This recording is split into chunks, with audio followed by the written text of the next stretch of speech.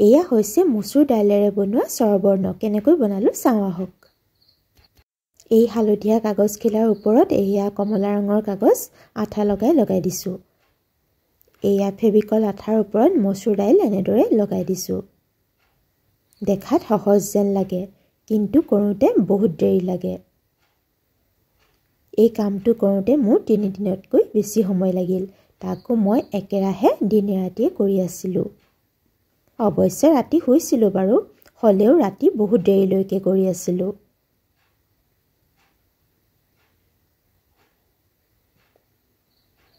ফেভিকল আঠাই কিজানি এৰাই যাব বুলি এয়া ফেভিবন আঠা দিছিলো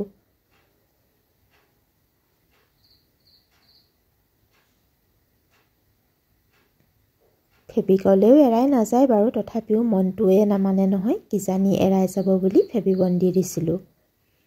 এই কাগজ খেলাৰ পিছফালে ডাঠ কাগজ অলপ কাটি লগাই দিছিলো এনেদৰে ওলোৱা সোমোৱা কৰিবৰ বাবে দেখিবলৈ ভাল লাগিবলৈ গ্ৰীণ টেপ লগাই দিছিলো এয়া ক্যালেন্ডাৰ অলপ কাটি আনি এনেদৰে লগাই দিলো যাতে আৰিবলৈ সুবিধা হয় এয়া ৰছী এডালো লগাই দিছিলো এয়া হালধীয়া ৰং কৰি দিলো এয়া হৈ গল